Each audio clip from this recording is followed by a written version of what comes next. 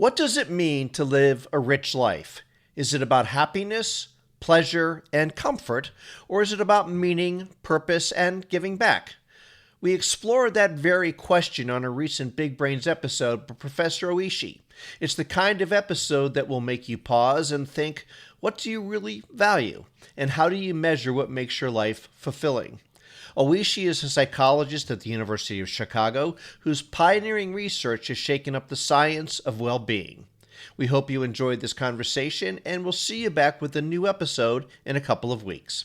Have a great weekend. This podcast contains brief conversations about suicide. If you or someone you know is currently struggling, you can reach the National Suicide Prevention Lifeline by dialing 988 or 1-800-273-8255. Picture this. You're born, raised, and live your entire life in one place. My dad is 91 years old now, and he's a farmer. You marry young, raise a family, and you never leave the town where you grew up. Just like his father, his grandfather, his great-grandfathers. You know everyone, and everyone knows you. Entire Oishi family was essentially a farmer. That's Shigehiro Oishi, a professor of psychology at the University of Chicago and one of the world's foremost experts on happiness and meaning. He talked to only 10 people? Any week, maybe. So he lived very small, cozy, very traditional life. Now imagine something completely different. You leave home as soon as you can. You travel, change jobs, move cities, meet new people. Your life is full of new experiences, challenges, and stories. I left, my hometown at age 18, went to college in Tokyo. After I came here, first I was in New York City, and then did my PhD at Urbana-Champaign. My first job was at the University of Minnesota, so moved to Minneapolis, and then I got a job from University of Virginia, and essentially just kept moving and moving and moving. So, which one sounds like a better life? A lot of important life, decisions revolves around, should I stay or should I go, right? Should I stay with my current job or should I take the job offer? Should I stay in Chicago or should I move to New York City? Should I stay with my current partner or try on somebody else? It's going to be impossible for us not to put a sound clip from The Clash into this taping. Exactly. Yeah, it's inevitable. Right. What's the secret to a good life? Some say it's about happiness. Hedonic psychologist or hedonic well-being is considered as personal happiness and life satisfaction. Others argue it's about meaning. So eudaimonic, well-being is essentially you are making difference in the world. Person who lives that life feels that their life is significant. Okay, their life matters to others. But what if neither is enough? What if there was a third way that nobody has considered yet? If you don't have stable social relationships or financial situations, it's very difficult to feel happy or making difference in the world. But some cases, they are leading very admirable life. And then if you think psychological rich life is a viable third dimension, then maybe they can justify and see that their life is actually worthwhile.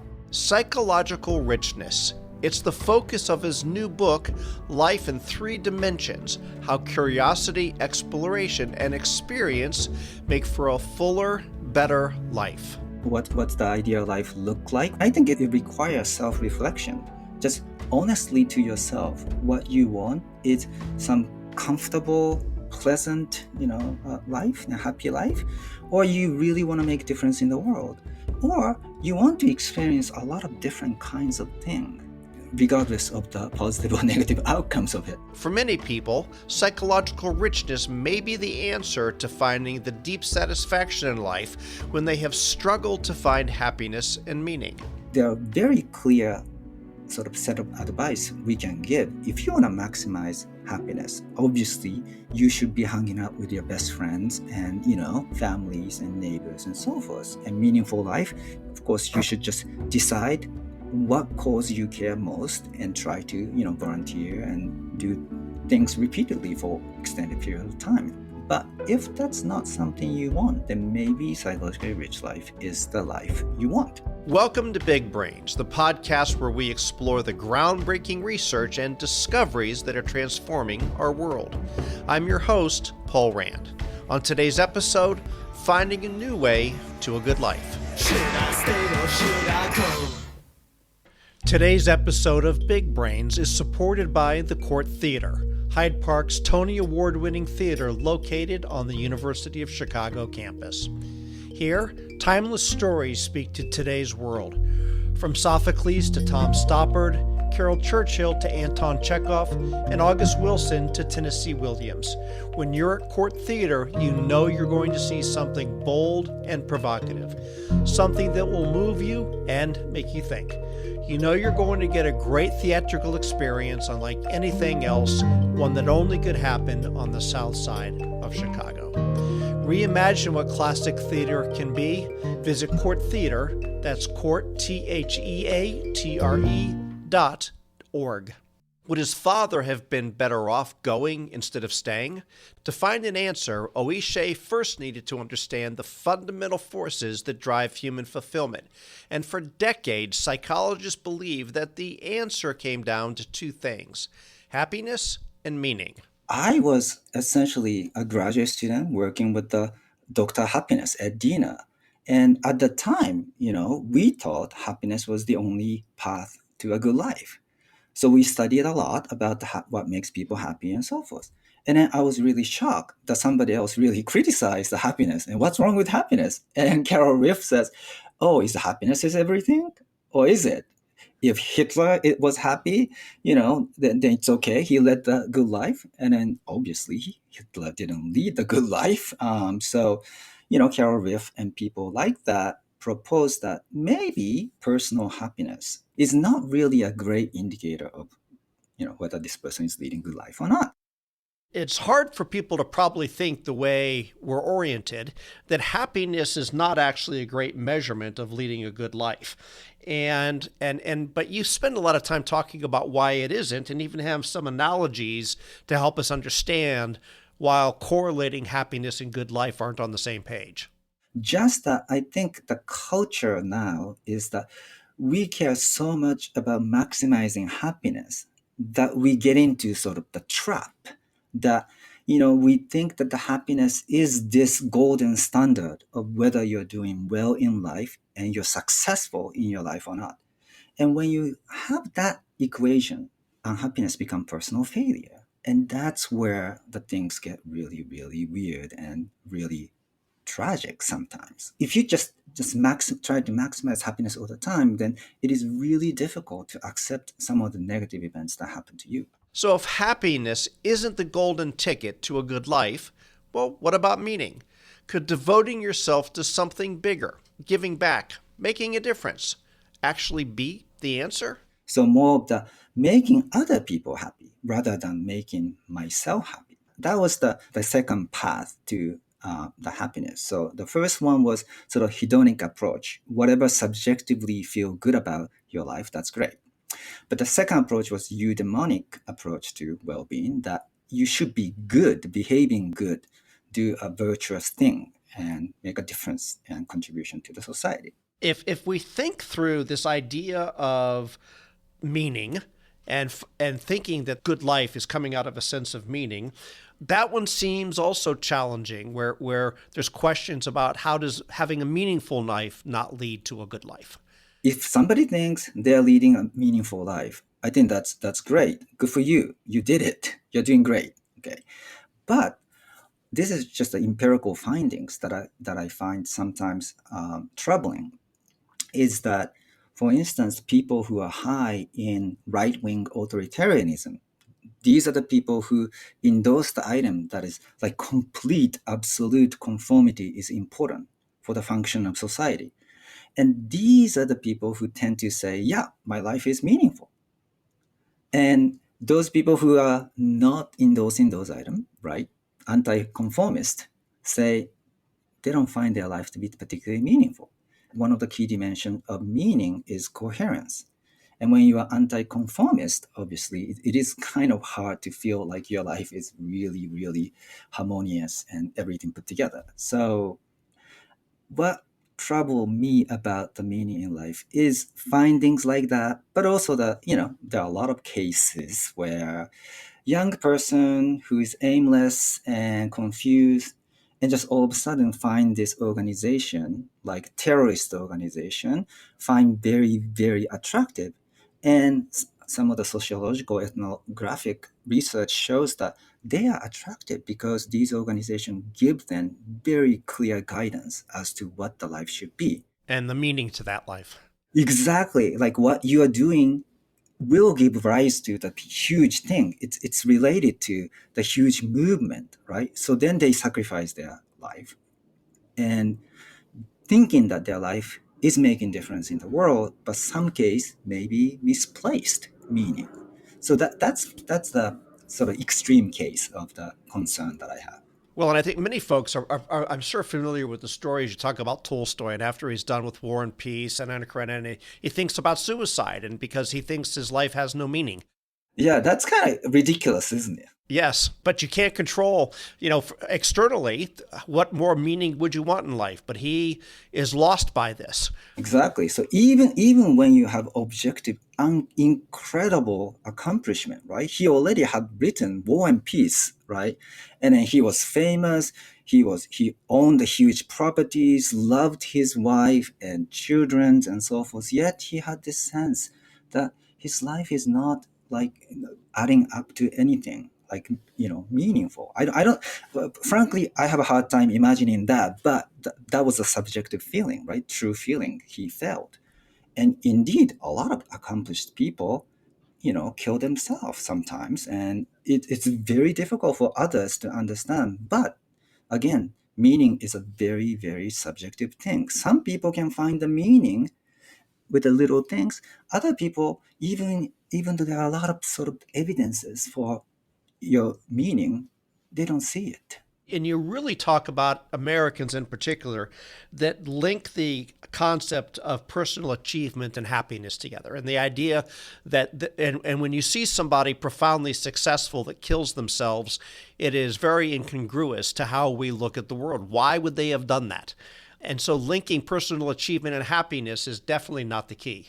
Right. I mean, the research is very clear that the happiness is not these big success in life, but the small things in life. So, Dina, my advisor, have this wonderful chapter entitled "Happiness is the frequency, not the intensity of positive emotions." Okay, that's a big point, isn't it? Yeah, it is really big. So intense positive events or emotion often happens when you get promotion or where you get engaged or wedding or things like that. Those relatively rare events. So imagine I ask you, just look back last 6 months of your life. What kind of life events happened to you? Some people had this intense positive events, right? And other people didn't have. Initially, like you look at the correlation, then the people who are happy tend to be those people who had recently these big promotions and things like that. But surprising thing is 3 months later, 6 months later, you just go back and these impact of the recent big positive event just totally disappears. Got it. Definitely when you get married or when you get promotion, of course you're intensely happy, but it doesn't last. It doesn't last. So you're saying we should get married a lot of times. Is that what you're saying? Well, no, but if Okay. you can, if you can have a small maybe ceremony or like the celebration every month, every half a year or something, that's Yep. better than the marrying like 5 times. I gotcha. Okay. Good. Good. Good. Good. So we are totally misguided that big promotion, going to the great elite university, and marriage and child and whatever is the key for happiness. No, it's walking your dog every day and say hi to your neighbor, having a coffee with your best friend every week, or going out for romantic dinner with your spouse. Those are the things, the little joy, and that comes frequently. And those are the things that contribute to your happiness. You did talk about some research done by Dan Gilbert, and that was really the idea of tenured versus untenured professors, which is certainly a close to home analogy for you. Definitely. So this is a great studies. So they asked current assistant professors, what do you think? How would you feel if you got tenure? And then everybody said, of course, I'm ecstatic, right? And then they asked, oh, if you didn't get a tenure, how would you feel? And then everybody said, oh my gosh, I'll be depressed, miserable. I failed. I failed.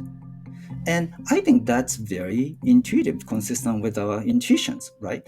But what's interesting is that he went to associate professors who did get tenure and associate professor elsewhere who did not get tenure.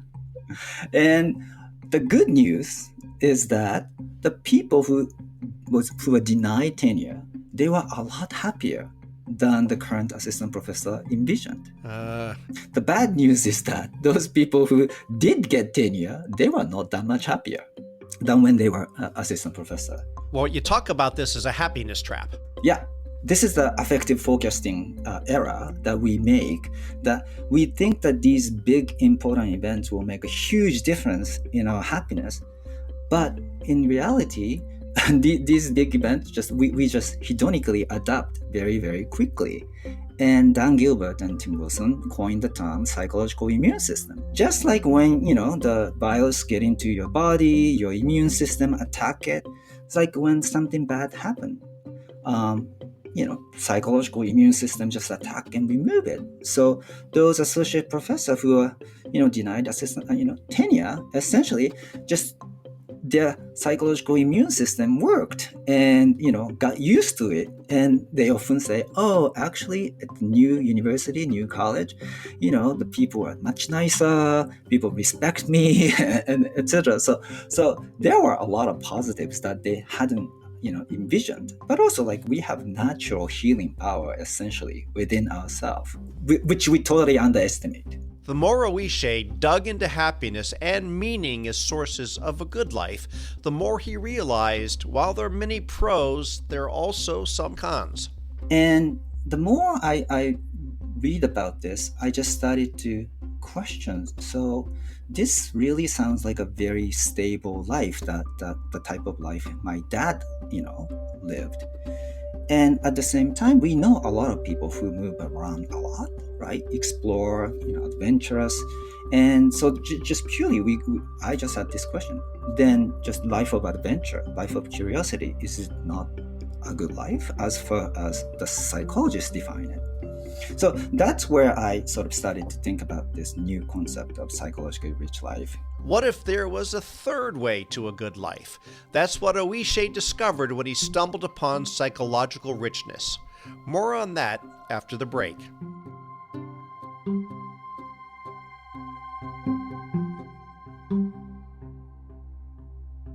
How can we improve communications at work? Why did McKinsey's former CEO go to prison? How irrational are we really, according to Chicago Booth's Richard Thaler and Harvard's Steven Pinker? And are stock markets actually efficient? The Chicago Booth Review podcast addresses the big questions in business, policy, and markets with insights from the world's leading academic researchers. We bring you groundbreaking research in a clear and straightforward way.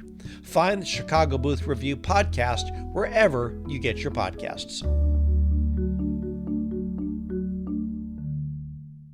Let's talk a little bit about this idea of a third way of having a good life. And you talk about this as having a psychologically rich life. Tell me what a psychologically rich life means. So we define a psychologically rich life as a life filled with diverse, unusual, interesting experiences, and often that come with perspective change, and have a lot of life stories to tell. So, my dad had a very happy life, but at the same time, because the way he lived, his life experiences are pretty homogeneous and pretty limited. So, in that sense, his life might not be so psychologically rich. So, the key of the psychologically rich life is really boils down to three factors. novelty and the diversity of emotions, emotional experiences. And the third one is the perspective change. How many times sort of you change the way you view yourself or the world? You used words such as newness or novelty are important terms of psychologically rich. What do those words mean in relation to psychologically rich? Yeah. For instance, we did 14-day, 2 weeks daily diary studies. And we just simply ask students, like just keep record of how the day went. How happy were you today? How meaningful your day was, etc., etc. But then also we ask, did you do anything new today? Yes or no? Did you meet anyone new? Yes or no? Did you eat something new? Yes or no? And what we find is that on the day they did something new, or met somebody new, or ate something new, they felt that the day was more interesting than the day they didn't do anything new, etc., etc. And we also asked how typical or atypical was today. And a happy day was usually a typical day. The psychological rich day was a typical day. The atypical day when they did go hiking, went to concert, and things like that. So when I say the novelty is important, what I mean is, did you do something new? Did you meet someone new? Did you eat something new? Well, it doesn't necessarily have to be a quote unquote positive experience either, does it? No, no, no, no, no. So this is the interesting thing. In the same daily diary study, we ask, so, how much did you feel sad and angry and so forth today, as well as happiness, right? And of course, the happy day and meaningful day is the day when they weren't angry or sad and so forth. And what surprised me was that on the day they said it was a psychologically rich day, interesting day, they had quite a bit of negative emotions like anger and sadness as well. So I'm sure by the end of the day they resolved it. But these negative emotions are oftentimes like, gives you surprise, right? Like you're not expecting the negative event to happen all the time. So oftentimes when we ask in another study, like when we ask them to write about negative experiences, what's interesting is that when they do write negative experience, they tend to say, oh, this made me think about the world and the way I view about myself differently than before. And compared to when we ask, okay, tell me about the best thing happened to you last week and the second best thing happened to you. They love writing about it, but those things do not change the way they think about the world or think about the way they view themselves. So perspective change often happens when the negative event happens and negative emotion happens. Yeah, you spend a lot of time about changing perspective. And can you tell folks how do you change perspective? I think the greatest example came from the focus group when I asked undergraduate students, okay, tell me what was the unusual, interesting event that happened to you over the weekend? One student said, oh, for the first time in my life, I went to professional wrestling match. Okay. And I was expecting some cheesy violence and, coordinated thing and so forth, right? And she was so surprised that when she went there, actually there were lots of kids cheering for wrestlers. And she was wondering, like, why are there so many kids? And then it turned out that WWE was doing huge anti-bullying campaigns and brought these kids. So for these kids, pro wrestlers were the role models. So she had this pre-notion that, oh, this is sort of the light entertainment and cheesy violence and so forth. But then she was so moved and experienced a bunch of, different emotions, and essentially came back with a completely new perspective and different view on professional wrestling and professional wrestlers. So that's not just a novel and a lot of different emotion, but really experience that resulted in the perspective change. One of the other studies that was really interesting is this idea of richness and the idea of the distances people will travel to find a mate and how that ties together. Right, right. So there's a classic study by sociologist James Bossard. He looked at the marriage certificates in Philadelphia area in 1930s. So he knew exactly where these people lived before they got married. And what he found is astonishing. More than half of the people who married that year in Philadelphia, they lived within 20 blocks. 34% of them lived within 5 blocks. What that means is that we are not rationally sampling the best ideal mate, right? We're just like selecting from the familiar others that you've seen or you're in the neighborhood. So Bossard did this, said this beautifully, that Cupid might have wings, but their wings are not adapted for long distance flight. Yep. But this is 1930s, so like, well, back then there was a racial segregation, ethnic segregations and everything. So maybe that's the reason why people are marrying to the neighbors, essentially. So there's a very nice replication studies in the Netherlands in the 2000, maybe published in 2008 or so. So these are the people who dated after the dating web, websites and so forth it became very popular, and they just replicated exactly the same thing. So looking at the cohabitation certificate, median distance before marriage is less than 4 miles. This is the modern Netherlands, and the killer is that at birth, on average, they were separated only 15 miles away. So we still live in a very, very, very small world. And there's a tremendous familiarity bias that we like familiar others, and we are not exploring enough in terms of, if you're thinking about the maximizing the best potential mate. Is go further. Go outside your zip code. Exactly.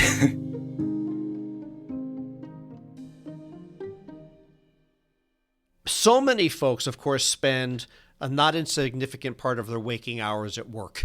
And how people see work is a direct impact on how they feel about their happiness or their impact in the world. Talk about work and how it fits into psychological richness. Yeah. So I found this great data set compiled by, PayScale. So there's like millions and millions of people filling out the job satisfactions and meaning in job. One finding, over 500 occupations. One finding that was really interesting was that the people who are satisfied with their jobs tend to be, people who have high-paying job, like surgeons and data scientists and things like that. But when you look at the people who find meaning in their jobs, these are the teachers, social workers, police officers. So for meaning in job, the pay, the income is not really strongly correlated with it. That's interesting. But when I looked at the old occupations, what I found particularly interesting or puzzling was that, for instance, art director, whom I admire, right, or writers and editors, their average job satisfaction is really low. Okay, but I thought they would find their job to be meaningful. But it turned out the meaning in job is also very low. And interestingly, I look at the funeral directors. So funeral directors are equally dissatisfied with their lives, with the art directors and writers and so forth. But the funeral director is really finding their job to be super meaningful. So what does this tell us? If you had only 2 dimensions in good job, then your advice would be, hey, art director, maybe you should consider becoming a data scientist or funeral director, right? But of course they wouldn't, because probably if we had the third dimension of how interesting and creative their job is, probably these people score quite high. And I think that there is a third dimension in the job too, that psychologically rich job, that they have more freedoms. What they do is different day to day, year to year. So something is missing in the pay scale data too. One of the words that goodness, you can't open up any sort of business publication without reading a story about productivity. But in this world of psychological richness, productivity doesn't exactly marry up as a great compliment, does it? That's right. I mean, we are evaluated every day, every week, every month by productivity. So, of course, from the company's perspective, they want to maximize productivity because maximizing productivity leads to maximizing, profit. Our day-to-day life is just so geared toward how to get things done, be more efficient. But what happens there is that when we are so focused on productivity, I think we consider a lot of peripheral activities as waste of time. And that's the mistake from the psychological richness perspective. If you have this goal, oh, I need to write up 10 papers this year and so forth, and then you're not going to read irrelevant books. But oftentimes we find something refreshing and something new from doing something completely unrelated to your central goal. That's a great point. So this idea of give yourself the gift of some productive downtime is of great value. Exactly. And I really hope that, I mean, American companies and universities just focus too much on productivity, right? But as you talk about this, I think the understanding I'm getting to is that it's not one better than the other of these. You're just giving a third leg of a stool to try to for people to find the true level of meaning or value or happiness or satisfaction in their life. This is another leg for them to be thinking about what resonates most with them. So some people don't like unfamiliar, environments, and they want to be in the familiar, comfortable situations. And if that's your values, and if you think that's the life you want to live, and then that's perfectly fine. And I think the happiness is the path to a good life if you're inclined to that. And some people really care about making difference in the world. Then maybe a meaningful life is for you. But there are people who don't care about happiness or making a difference in the world that much, right? Yet, some people lead an admirable life. Anthony Bourdain, for instance, I think he wasn't so much into a meaning in life or happiness, but he had unbelievable life experiences. And Exactly. so, like, he brought a lot of, right, the culinary diversity to the American, audience. And that world is very Eurocentric. So I feel like he made a huge difference in the world. But just like Tolstoy, he didn't feel that way. He didn't feel that way. So that's why he ended his life. So he wasn't probably happy. He wasn't probably feeling that his life is particularly meaningful. But nevertheless, I think a lot of people admire the way he lived. Adventurous, audacious, very, very, empathic toward the people who lead tough life and different lives. So that's one of the point that even if you don't feel like happiness is within your reach or meaning is within your reach, if you're a type of person like Anthony Bourdain, then I think the psychological richness and psychological rich life might be the third way to reach a good life. So, should you stay or should you go? The answer, like so many others, is it depends. All three of these ways of life come with pros and cons, risks and rewards. The point is that understanding there are more than just two paths to a good life expands our thinking about how to get there. I think when you have this question, should I go or should I stay? We have this bias and laziness of say, oh, okay, in the end, just let's do the same thing again. The sure gain is more attractive than potential gain, right? With the risk of failure. So we should tell ourselves once in a while, we should say, yes, yes, yes, we should go. Big Brains is a production of the University of Chicago Podcast Network. We're sponsored by the Graham School. Are you a lifelong learner with an insatiable curiosity? Access more than 50 open enrollment courses every quarter. Learn more at graham.uchicago.edu/bigbrains. And if you like what you heard in our podcast, please leave us a rating and a review. The show is hosted by Paul M. Rand and produced by me, Lisa Zreen, with help by Eric Fay. Thanks for listening.